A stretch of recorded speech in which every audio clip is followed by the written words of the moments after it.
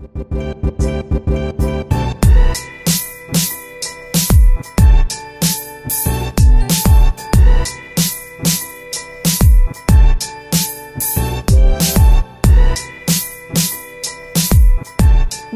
c'est Amélie de Famille Épanouie. Alors aujourd'hui, je vais te parler de l'organisation des repas.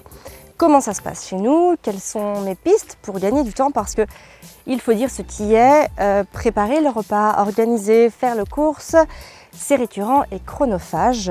Et si on a moyen de gagner, de glaner quelques minutes par rapport à ça, eh ben, je pense que c'est toujours intéressant de le faire.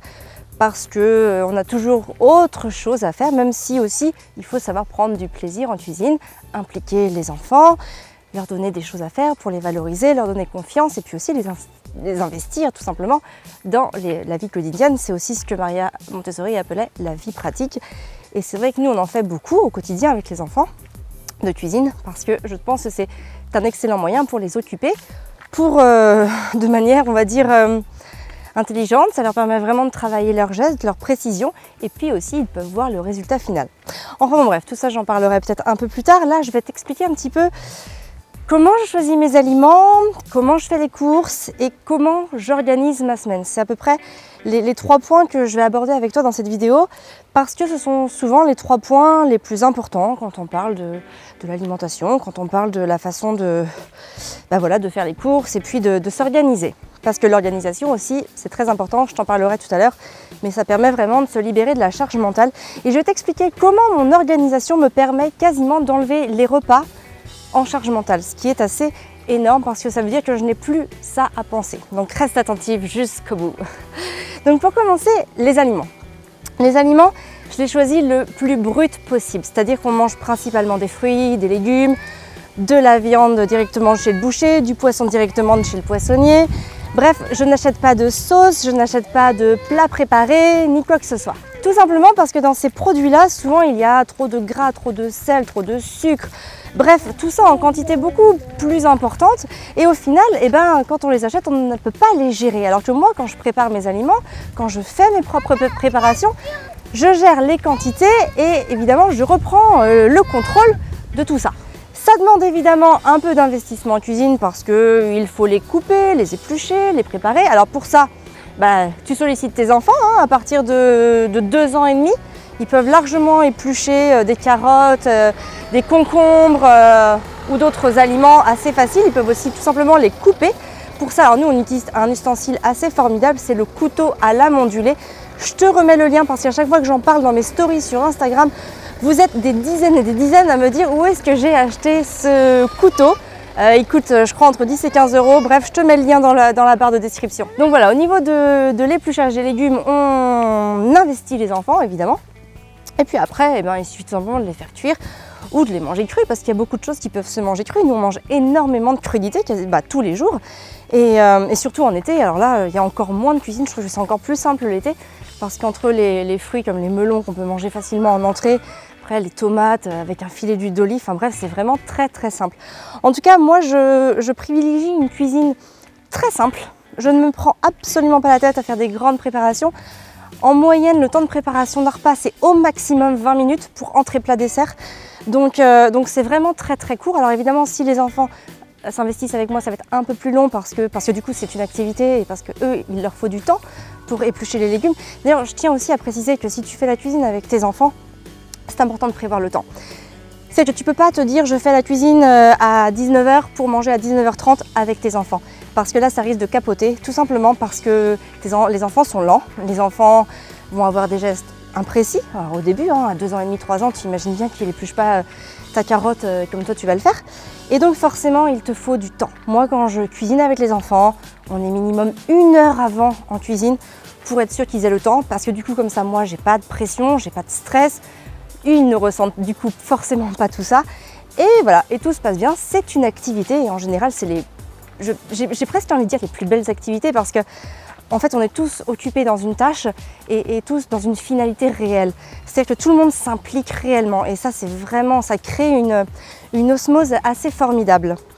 Donc voilà, les aliments, vraiment, tu les choisis le plus brut possible et c'est plus ils sont bruts, plus c'est bon pour la santé. On va dire un peu ça comme ça. Et surtout, voilà, plus ça va t'apporter des nutriments, des vitamines, des minéraux et tout ce qu'on a besoin pour avoir de l'énergie, parce que mine de rien, c'est bien ce que l'on va mettre dans notre corps qui va nous permettre d'être énergique, d'avoir la forme et d'être en pleine forme. Et quand tu as 1, 2, 3, 4 enfants, autant dire qu'il t'en faut de la vitalité au quotidien. Donc c'est important de faire attention à ce qu'on met dans son assiette pour soi, pour ses enfants, mais voilà, aussi c'est un signe de bienveillance envers soi-même que de mettre de bonnes choses dans son assiette.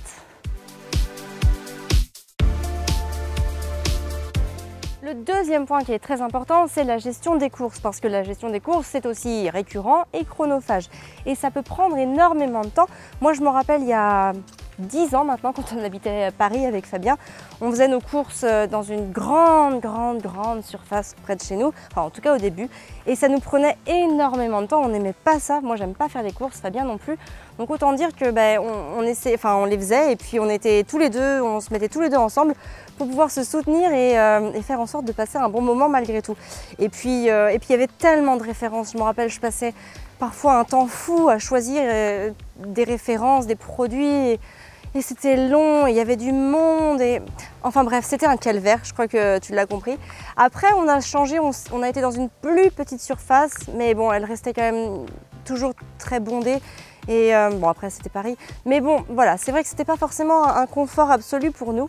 Donc, quand on est rentré sur Angers et qu'on a commencé à changer d'alimentation, changer de façon de voir les choses, changer de façon de consommer, c'est-à-dire à peu près vers 2011, eh bien, on a tout simplement réfléchi aussi à notre manière de savoir où on se disait où est-ce qu'on va faire les courses. Et en fait, eh bien, on s'est dit très rapidement qu'on allait faire nos courses dans des magasins de proximité. Alors avec les magasins de proximité, ce qui est bien, c'est que c'est tout petit, c'est une petite surface, donc forcément, on la connaît rapidement par cœur et puis on sait où aller, on connaît les références et on agit un peu en mode automatique, même pas qu'un peu, on agit beaucoup en mode auto et ça permet vraiment d'aller à l'essentiel en très peu de temps. Il faut savoir que sur l'année dernière, moi je faisais les courses en fait avec Constance et Gaspard pendant qu'Arthur était au multisport et j'avais à peu près 40 minutes de libre. Pour faire les courses, eh ben, je les faisais. Alors au début c'était un peu short au début, et puis finalement à la fin je les faisais en 30-35 minutes. J'avais encore du temps à attendre dans la voiture quand j'arrivais. Donc autant dire que vraiment plus tu agis en mode automatique et plus tu te libères du temps, plus tu te libères de la charge mentale, et ça c'est vraiment très intéressant. Moi je sais que tout ce que je fais en mode auto, ça me permet vraiment de me libérer du temps parce que ce sont des choses qui marchent, qui fonctionnent en mode auto et je n'ai plus à réfléchir pour les mettre en place. Donc ça c'est vraiment très intéressant. Donc voilà, privilégier vraiment une petite surface. Là en fait ce que je voulais te dire, c'est que là en fait on part faire notre petit ravitaillement, parce qu'évidemment une fois les courses par semaine c'est pas toujours suffisant, notamment l'été par exemple où les fruits vont s'abîmer un peu plus vite. On a aussi besoin d'acheter de la viande, du poisson, enfin des petites choses un peu comme ça qu'on va manger une ou deux fois par semaine. Donc forcément je les achète dans une petite boucherie de qualité qui est à 5 minutes de chez moi, et ça me permet vraiment voilà, de contrôler mes quantités, d'acheter intelligemment, d'acheter juste ce qu'il me faut, et puis de pouvoir faire une promenade aussi avec les enfants et de faire une vidéo. Donc en fait c'est vraiment, voilà, ça nous offre un confort de vie. Alors pour ça évidemment il faut bien choisir son lieu d'habitation. Si on est perdu dans la campagne, c'est sûr que bon, ça ne pourra pas marcher. Nous on a fait ce choix d'être vraiment à proximité de beaucoup de choses pour pouvoir aussi gagner en confort de vie.